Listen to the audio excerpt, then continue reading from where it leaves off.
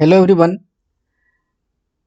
Combined and direct bending stress के chapter में हम इससे पहले एक लेक्चर बनाए हैं, थोड़ा देर का था वो, मतलब 15 मिनट के आसपास का। उसमें हमने एक्सप्लेन किया आपको कि डायरेक्ट एंड बेंडिंग स्ट्रेस क्या होता है, कब डायरेक्ट स्ट्रेस कहते हैं, कब बेंडिंग स्ट्रेस कहते हैं। जैसे शॉर्ट में हम बता देते हैं। जैसे देखिए, ये कोई हमारे पास बीम है, ठीक है। तो आपको पता है बीम और कॉलम क्या होता है, ठीक है। चलिए मान लीजिए कि हम कॉलम का एग्जांपल ले लेते हैं, बिकॉज देखने में कॉलम जैसा ही पूरा लगता है। तो ये एक्सिस है कॉलम का। तो अगर इस एक्सिस पे लोड लग रहा है, एग्जैक्टली कोइंसाइड कर रहा है एक्सिस से, तब इसको बोलते हैं डायरेक्ट स्ट्रेस। अगर एक्सिस जो लोड का जो एक्सिस लोड जो लग रहा है, वो जो कॉलम है या कोई सा भी ऑब्जेक्ट है जहाँ पे लग रहा है, उसके एक्सिस, ये एक्सिस है मान लीजिए, तो उससे कोइंसाइड नहीं कर रहा है। जैसे देखिए, ये यहाँ पे लग रहा है लोड, मतलब कुछ दूरी पे लग रहा है, इसेंट्रिसिटी पे। जितना दूरी पे लगता है उसको बोलते हैं इसेंट्रिसिटी, तब इसको बोलते हैं बेंडिंग स्ट्रेस। ठीक, हम यहाँ तक देखे थे। फिर इससे आगे हम लोगों को देखना था, एनालिसिस करना था। देखिए, ये चीज़ सब हम देख चुके हैं, कंबाइंड, ठीक है। इसके क्या इफेक्ट होता है, मॉडुलस, इसमें बेंडिंग इक्वेशन कैसे लिखते हैं, ठीक है।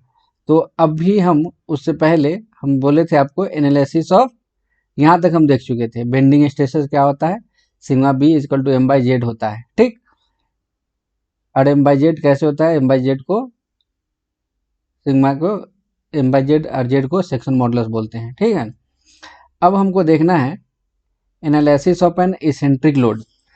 अगर इसेंट्रिक लोड लग रहा है, इसेंट्रिक लोड अगर लग रहा है, तब किसी भी बॉडी पे क्या इफेक्ट पड़ता है, उस पे जो स्ट्रेसेस जनरेट होता है, वो कब टेंसाइल होगा, कब कंप्रेसिव होगा, हम उसके बारे में अभी देखेंगे।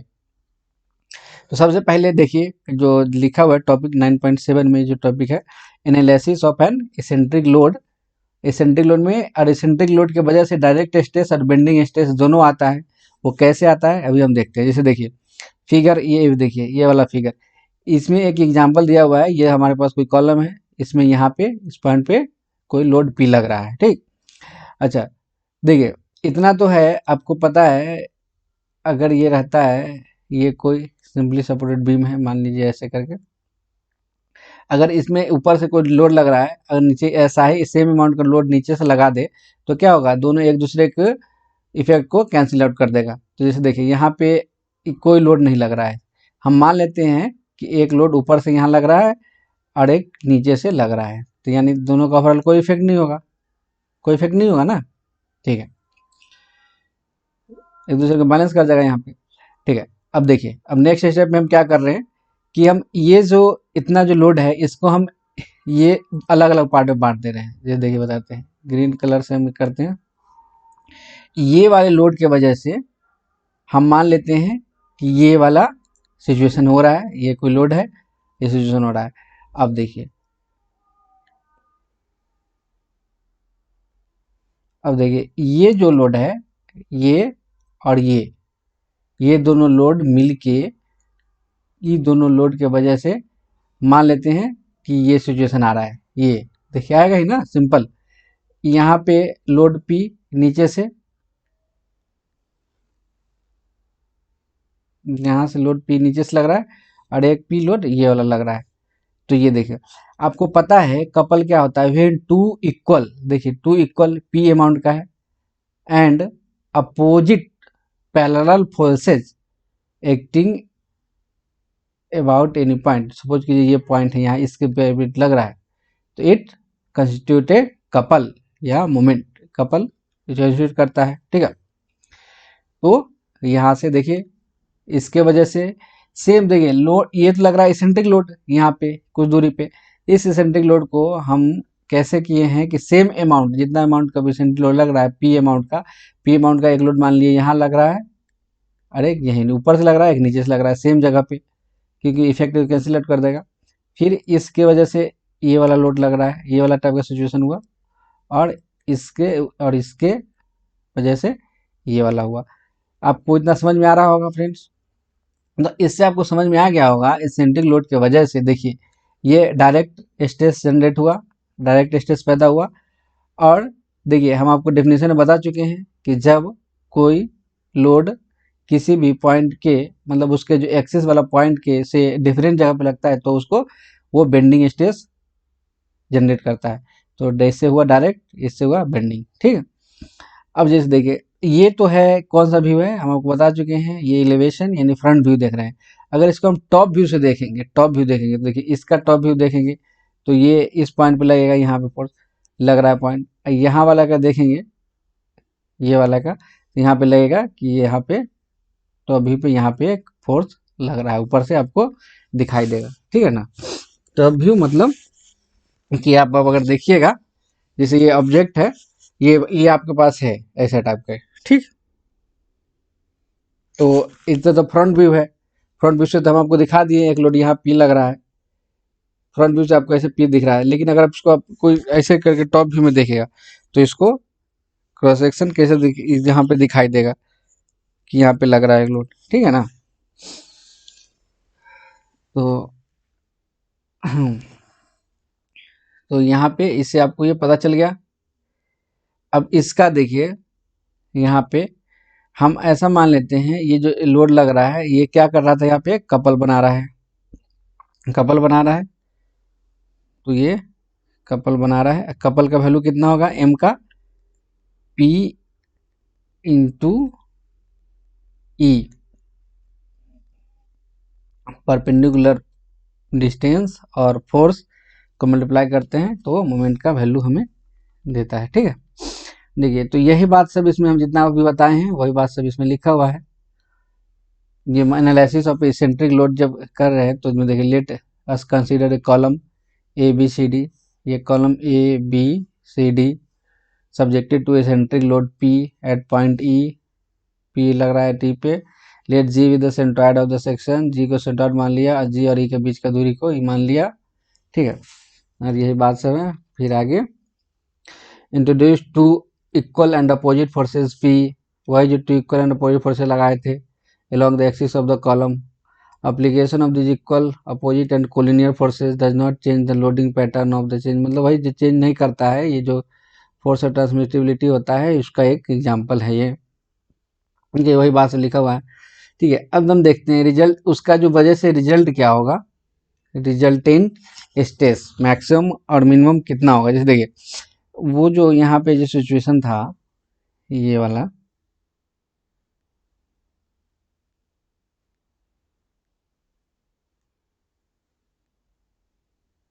देखिए एक तो डायरेक्ट लग रहा है बीचों बीच, एक वही रिसेंट्रिक लग रहा था ये वाला, मतलब लग तो एक ही रहा है, इसी की वजह से कि यहाँ लग गया, एक कपल भी लग गया, एक फोर्स लग गया, एक कपल लग गया।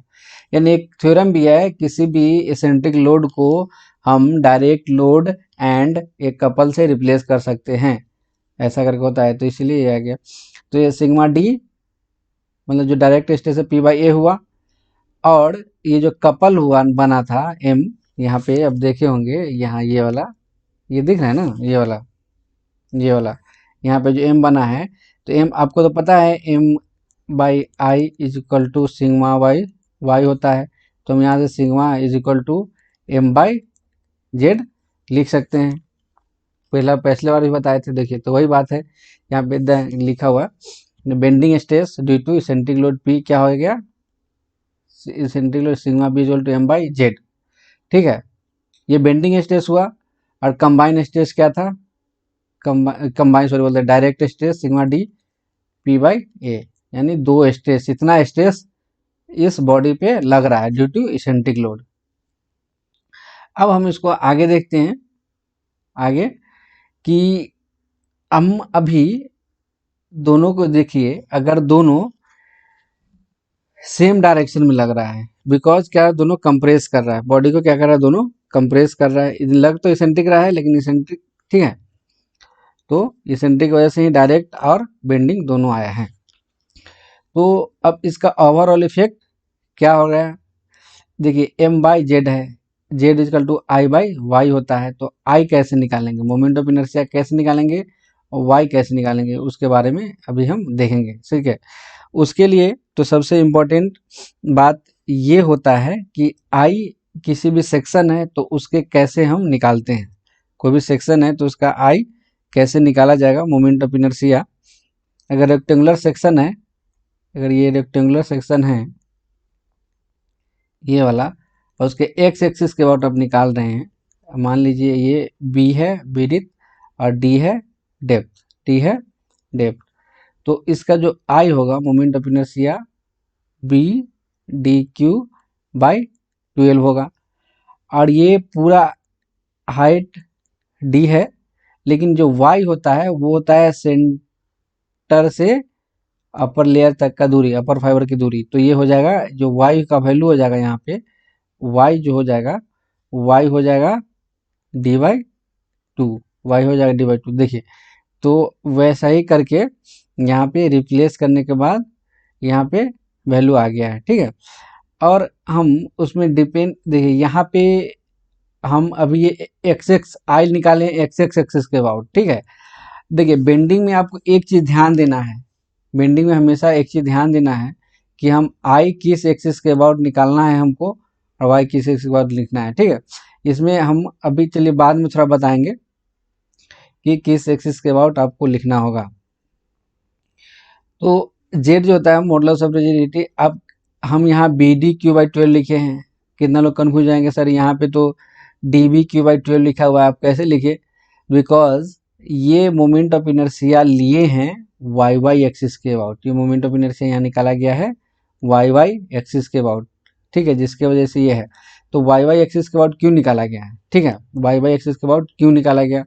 देखिए हम आपको बताते हैं, अगर स्ट्रेस निकालना है आपको, अगर स्ट्रेस निकालना है, देखिए अगर, देखिए यहाँ पे इसेंट्रिसिटी कितना था, यहाँ से पता चलेगा, कलर चेंज कर देते हैं। इसेंट्रिसिटी यहाँ पे देखिए ये वाला इसेंट्रिसिटी, ये बॉल बनने दी एक्स, दूरी कितना है एक्स में, दूरी कितना बन रहा है एक्स में। तो यहाँ पे आप ध्यान रखिएगा मोमेंट ऑफ इनर्शिया जो लिखेंगे हम हमेशा यहाँ पे, जब हमको सिग्मा वाई जब निकालेंगे तो हम M by I Y Y Z Y Y लिखेंगे, हम जेड वाई वाई। यहाँ जो एक्स के वजह से, एक्स दूरी की वजह से होता है तो आई वाई वाई लिखा जाएगा, ठीक है। तो आई वाई वाई निकालने के लिए, आई वाई वाई मतलब आई वाई डायरेक्शन में, फिर हमको निकालने के लिए क्या निकाला जाएगा, डी बी क्यू बाई 12, और यहाँ पे फिर वाई का वैल्यू क्या हो जाएगा, बी बाई टू। देखिए यहाँ पे लिखा होगा, देखिए यहाँ बी बाई टू लिखा है। ये सॉल्व करने के बाद Z D B square by 6 आ गया, डी बी स्क्वायर बाई 6। अब यही जेड का वैल्यू इसमें, इस जेड में यहाँ पे sigma B equal to M by Z में रख देगा, ठीक है। और एम इजकल टू आपको पता है पी इंटू ई, पी इंटू ई होता है। तो देखिए यहाँ पे वैल्यू रख दिया गया है, देखिए यहाँ पे। अब सारा का सारा वैल्यू सब्स्टिट्यूट करने के बाद sigma B equal to P E into B D square, ये बी डी स्क्वायर बाई 6 लिखा हुआ है। अब इसको सॉल्व करने के बाद देखिए 6 नीचे है तो ये ऊपर चला जाएगा, तो 6 P into E D B square, ठीक है, 6 पी ई और बी, डी और बी को मिला के ये क्या हो गया एरिया। ये देखिए डी इंटू बी क्या होता है रेक्टेंगल का एरिया, तो area 6 P E by A B. देखिए ये फार्मूला हो गया, ये किसका हो गया फार्मूला, ये हो गया बेंडिंग स्ट्रेस का। डायरेक्ट स्ट्रेस आपको पता है क्या होता है, P by A, direct stress P by A होता है, ठीक है ना। तो देखिए एक चीज बताते हैं हम आपको, देखिए अभी जो ऑब्जेक्ट था जिसमें ये तो बॉडी बना हुआ है, यहाँ पे तो बना हुआ है, एक लोड यहाँ पे लग रहा था, कलर था चेंज कर लेना चाहिए, ब्लू चलो, यहाँ पे लोड और यहाँ पे, ठीक है। एक जनरल लग तो सिर्फ यहाँ रहा था, देखिए कंफ्यूज मत होने का है, इसको मिटा ही देते ज़्यादा ठीक रहेगा।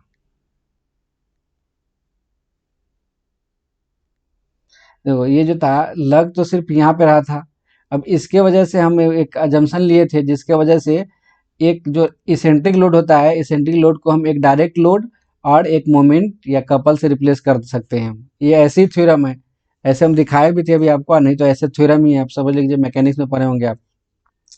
तो इसके वजह से ये जो लोड लगा यहाँ पे नॉर्मल, इसके वजह से ये हुआ डायरेक्ट, और ये जो मोमेंट हुआ इसकी वजह से हुआ बेंडिंग स्ट्रेस, दो टाइप का स्ट्रेस जनरेट हुआ, ठीक है। देखिए एक्चुअली यहाँ तो अब हम ही को अभी पता नहीं है, अगर हमको अभी पता नहीं है कि जो स्ट्रेस है, बेंडिंग स्ट्रेस और डायरेक्ट स्ट्रेस दोनों एक ही डायरेक्शन में है कि अपोजिट डायरेक्शन में, हमको अभी नहीं पता है। ठीक ठीक है, तो हम अभी जो दोनों स्ट्रेस है, डायरेक्ट और बेंडिंग, इसके वजह से हम रिजल्टेंट स्ट्रेस निकालना चाहते हैं, यानी कंबाइंड स्ट्रेस। ये जो टॉपिक है आपका, जो टॉपिक है चैप्टर, ये इसके कंबाइंड स्ट्रेस है। कंबाइंड स्ट्रेस निकालना चाहते हैं, दोनों को मान लेते हैं direct stress plus bending stress का, दोनों का सम है, हम प्लस माइनस मान लिया। अगर प्लस होगा तो प्लस लेंगे, माइनस होगा तो माइनस लेंगे, अभी हमको डायरेक्शन नहीं पता है। ठीक है, तो सिग्मा डी से डायरेक्ट स्ट्रेस को डिनोट करते हैं, सिग्मा बी से बेंडिंग स्ट्रेस को। सिग्मा डी सिग्मा बी यहाँ लिख दिए, P by A plus M by Z. ठीक है, तो P by A plus M by Z हमारे पास आ चुका है। ये M by Z equal to इतना है, तो इतना रखें। अब देखिए पी बाई एक कॉमन ले लेते हैं, पी बाई एक कॉमन ले लेते हैं, तो ये एक्सप्रेशन एक ये वाला आ गया आपके पास, ये आ गया, तो ये आ गया। ठीक है, ये प्लस, अभी हम प्लस वाला लिए, एक बार मान लिए कि सिग्मा मैक्सिमम लग रहा है, एक बार मान लेते सिग्मा मिनिमम लग रहा है। सिग्मा मिनिमम क्या होगा, सिग्मा डी में से सिग्मा बी घटेगा, तो उस वाले केस में फिर ये आ गया। ठीक है, तो अभी हम क्या देखे हैं, अभी हम इफेक्ट देखे हैं इसेंट्रिसिटी का क्या इफेक्ट होता है on a body in the case of compression. ये जो केस था, किसका केस था, कंप्रेसिव लोड का केस था।